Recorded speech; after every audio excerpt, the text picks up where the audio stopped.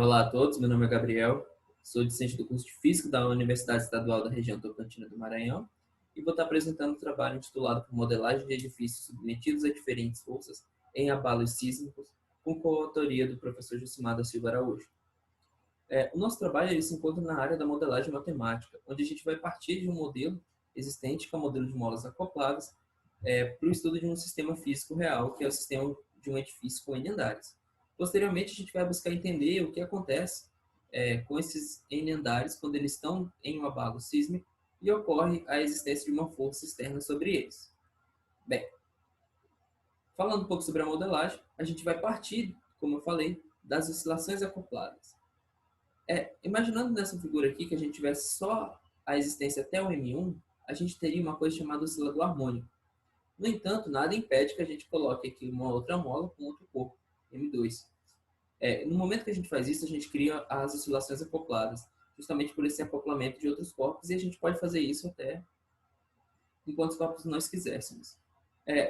A gente vai tratar aqui com o M1 e M2, que é o caso mais simples, e aí a gente consegue, utilizando a lei de Newton e a lei de Hooke, fazer a descrição da dinâmica do movimento, né? Dinâmica dos estados de posição através de duas equações diferenciais de segunda ordem, as quais são apresentadas aqui. No entanto, a gente vai optar por uma notação matricial, que é essa daqui, que vai ser utilizada nos demais slides. Bem, a gente está partindo desse movimento, dessa estrutura de molas acopladas. No entanto, o que a gente quer estudar é um sistema aqui, nesse esquema, onde M1, M2, M3 e Mn são prédios, ou são andares de um determinado edifício. E entre cada andar, há uma determinada existência de uma constante elástica. E a gente assume que no movimento de um abalo, eles se movimentem sobre o eixo X, dada essa orientação. Bem, então, a gente descreve as equações diferenciais de segunda ordem para esse sistema. No caso, a gente vai ter N equações de diferenciais de segunda ordem, que podem ser condensadas pelo meio da expressão 1, onde M é a matriz das massas, X é a matriz das posições e K é a matriz das constantes elásticas. A gente utiliza a equação 2, que traz uma matriz auxiliar P, sendo o produto de K pela inversa de M, que é justamente o fato de isolar aqui o termo diferencial. E aí a gente também define logo um termo importante, que é P de alfa. Esse P de alfa ele é a equação do polinômio característico, onde alfa são os autovalores associados a P.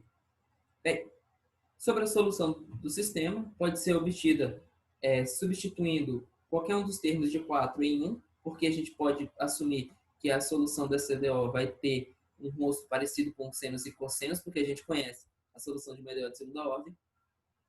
A gente, então, vai encontrar a equação 5, e por analogia com a equação do polinômio característico, a gente define que cada ômega ele vai ser a raiz quadrada do oposto de cada outro valor. Por fim, a gente consegue definir a solução geral desse sistema, sendo dada pela equação 7, onde a gente tem uma soma de senos e cossenos, com dados coeficientes A, B, I e a matriz T, I, que é obtida em 5. No entanto, a gente está muito interessado em entender a dinâmica do movimento, no que se refere a estudar a atuação de uma força externa. A gente pode entender que a primeira parte dessa equação ela é justamente o abalo. Aqui é o ato do terremoto. E essa força vai apresentar ali um terremoto que está acontecendo e acontece um pico, uma força muito forte que aparece. Né? E essa força ela tem a característica de ser aplicada apenas no primeiro andar, por isso que só aparece aqui no primeira linha, né? Lembrando que é a matriz transposta. Então, a nossa solução ela passa a ser dada pela solução homogênea, que é a solução que nós vimos anteriormente, de senos e cossenos e a matriz TI, somada com uma solução particular. Essa solução particular está relacionada com o formato que f de t pode assumir. Então, nós decidimos assumir 5 estruturas de f de t possíveis para o trabalho. Função polinomial do primeiro grau, exponencial, cosseno, seno e soma de senos e cossenos. Nós utilizamos o método dos coeficientes a determinar para poder encontrar a solução de f de t. Bem, no nosso trabalho, a gente está partindo de um edifício de 3 andares, onde nós vamos descrever a dinâmica do movimento dele e entender como se dá essa solução. A gente vai adotar que cada massa seja igual a 5.000 quilos e que cada constante elástica tenha o valor de 10.000 quilogramas por segundo ao quadrado.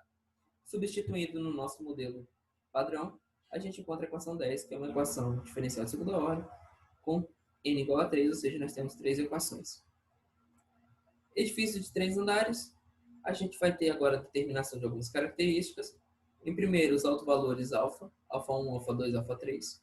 Segundo, ômega, nós já tínhamos definido. No entanto, a gente tem que definir, explicitar que o ômega ele possui um sentido físico.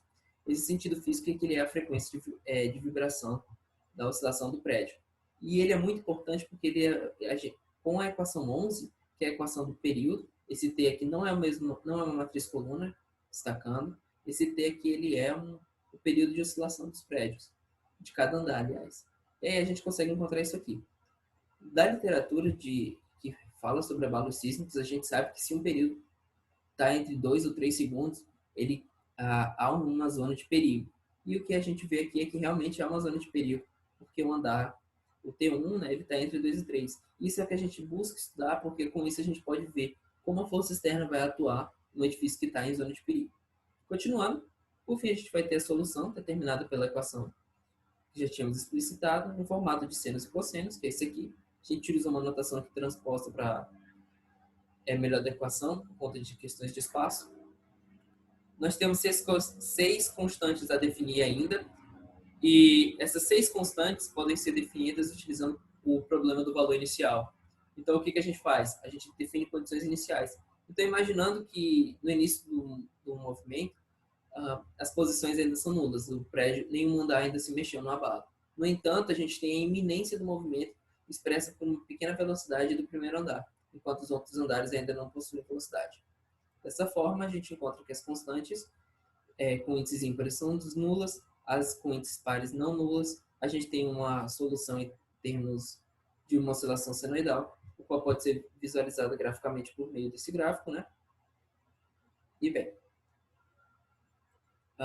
continuando, indo para a parte da forma particular, utilizamos o método dos coeficientes a determinar, empregando esses cinco formatos, adotamos todos os parâmetros iguais a 1 para facilitação do estudo, encontramos as dadas equações, e com isso a gente fez o plot de gráfico daquela solução de oscilação senoidal somada com a particular. O que acontece é que a gente tem 5 gráficos de 5 comportamentos dos andares sob a atuação dessas forças. É interessante a gente ver essas duas aqui. As duas primeiras, elas mostram que não tem diferença no movimento de qualquer um dos andares. Isso se dá porque essas duas funções são funções crescentes, não limitadas. E por não serem limitadas, se a gente tomar aqui um t tendendo a infinito, o que acontece é que tanto a função do primeiro grau quanto essa função exponencial, elas tendem a ir crescendo indefinidamente para o infinito.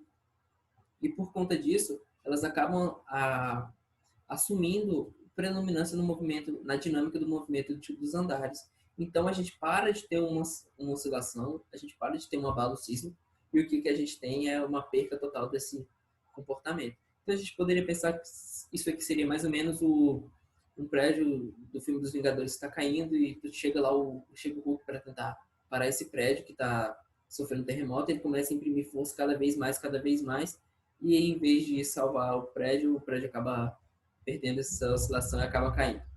Bem, por conseguinte, nós definimos 3 funções trigonométricas, que é a função cosseno, seno e soma de senos e cossenos. Elas são muito interessantes porque elas preservam o caráter oscilatório do sistema.